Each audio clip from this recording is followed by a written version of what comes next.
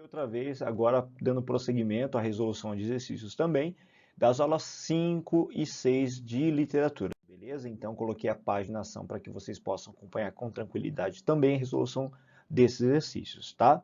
Então, pega a apostila número 1, aula 5, primeiramente, página 55.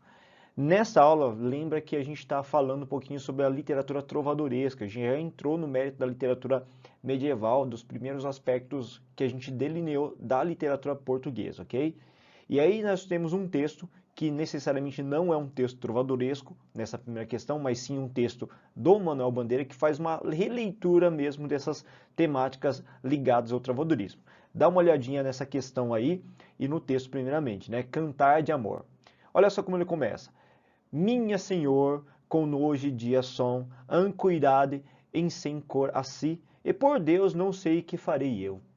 A princípio, o que a gente percebe é que eu tenho um eu lírico que é masculino, que está chamando a mulher amada de minha Senhor, que é uma expressão que era utilizada na época trovadoresca pelos trovadores, justamente porque não havia o termo feminino senhora, então utilizava minha senhor para designar uma senhora da alta corte de uma condição superior ao do eu lírico. Então percebe que existe uma alusão muito forte mesmo a uma releitura do texto trovadoresco, beleza?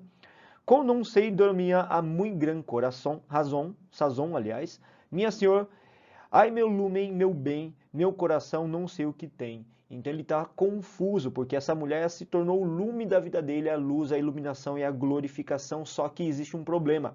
O eu lírico, pela condição social em que ele se encontra de vassalo em relação à senhora feudal, não tem como ele em nenhum momento atingir o coração dela. Então existe aquela situação constante nas cantigas trovadorescas em que o eu lírico ele está numa determinada posição de inferioridade, torna-se um vassalo e essa mulher ela se torna contemplativa, elevada, até mesmo alçando um voo a uma condição de praticamente uma deusa, tá? Uma pessoa que está no âmbito de uma santidade distinta da dele.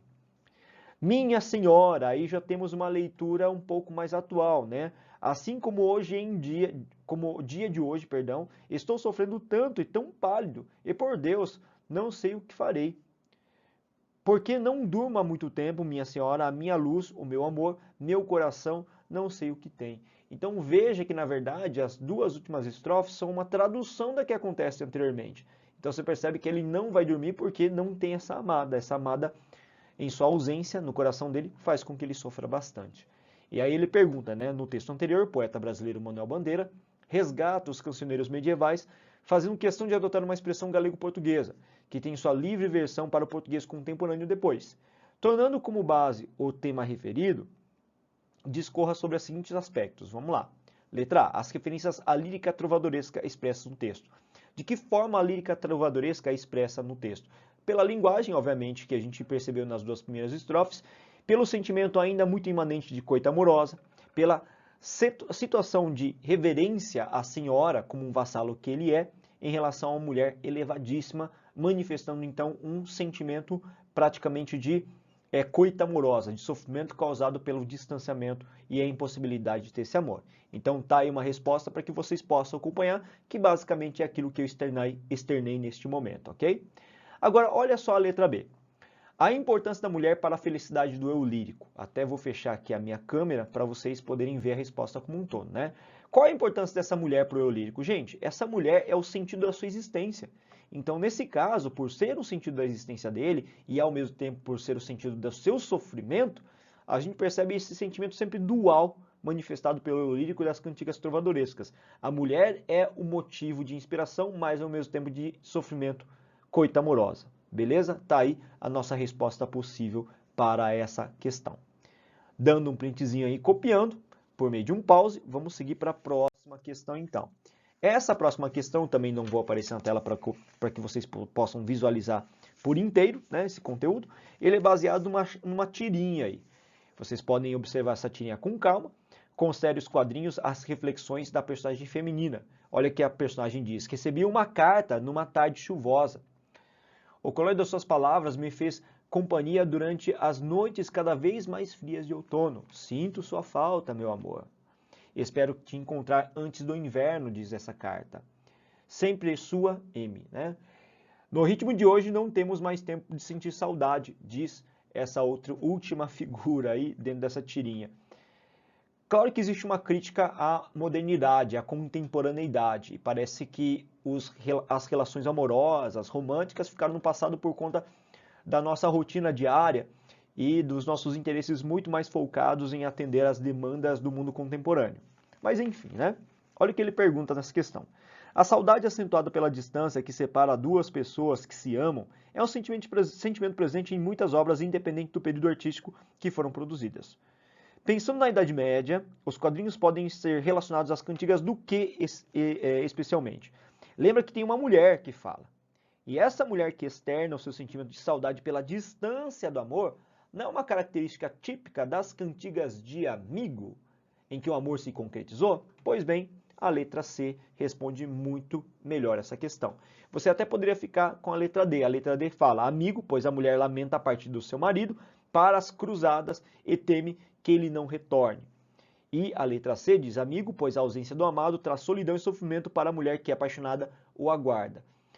Poderia acontecer a situação descrita na letra D? Até poderia, gente. Mas na questão envolvida de contextualização desse quadrinho, não, né? Está muito mais associado à letra C, que é essa mulher que aguarda o retorno desse amado. Tanto isso é prova que na penúltima tirinha nós temos, né? No quadrinho. Espero te reencontrar antes do inverno. Então ele vai voltar ainda, ok? Vamos agora para a aula número 6, lá na página 57. Dá uma olhadinha aí nessa questão também, ok? Essa questão aí, ela está associada, a aula, na verdade, 6 está associado já ao humanismo. Vou voltar aqui para a telinha de vocês, beleza? Que vocês podem me ver, daqui a pouco eu fecho novamente. E a questão, ela dá uma ótima contextualização para a gente poder entender essa dinâmica do humanismo, que é a nossa próxima estética literária, que veio depois aí do trovadorismo, né? Considere o trecho para responder a questão. No final do século XV, a Europa passava por grandes mudanças provocadas por invenções como a bússola, pela expansão marítima que incrementou a indústria naval, e o desenvolvimento do comércio com a substituição da economia de subsistência, levando a agricultura a se tornar mais intensiva e regular. Lembra que a gente falou bastante disso em sala de aula sobre o processo renascentista, principalmente da questão do apogeu da concepção humana, da valorização do antropocentrismo, né? Deu-se um crescimento urbano, especialmente nas cidades portuárias, o florescimento de pequenas indústrias e todas as demais mudanças econômicas do mercantilismo, inclusive surgindo a burguesia então. Tomando como base o contexto histórico da época e os conhecimentos a respeito do humanismo, marque V ou F para verificar essas afirmações. Eu vou sair da tela de novo para a gente poder fazer a leitura integral das alternativas aí, tá? Na primeira afirmação, eu tenho o seguinte comentário. O humanismo é o nome que se dá à produção escrita e literária do final da Idade Média e início da Idade Moderna, ou seja, parte do século XIV, e início do século XVI. Certo, realmente o humanismo ele se encontra localizado nesse período. Beleza, não tem nenhum problema aí de questão, né? Tranquilo de entender. A segunda afirmação diz respeito a uma figura que a gente pouco comentou. A gente falou um pouco dele apenas, mas ele é fundamental para entender a historiografia desse momento, o desenvolvimento humanista desse momento. Fernão Lopes é um importante prosador do humanismo português. Por prosador, entendemos cronista-mor, aquele responsável por escrever as crônicas dos reis de Portugal. Destacam-se entre essas suas obras a Crônica del Rei Dom Pedro I, Crônica del Rei Fernando e Crônica del Rei Dom João. Sim, na verdade ele fez um balanço de diversas crônicas dos diversos reis de Portugal anterior a essa data, fazendo esse levantamento histórico. Então, procede também, é verdade, essa informação a gente encontra mais discriminada, ou melhor discriminada na historiografia do que na literatura, obviamente, né?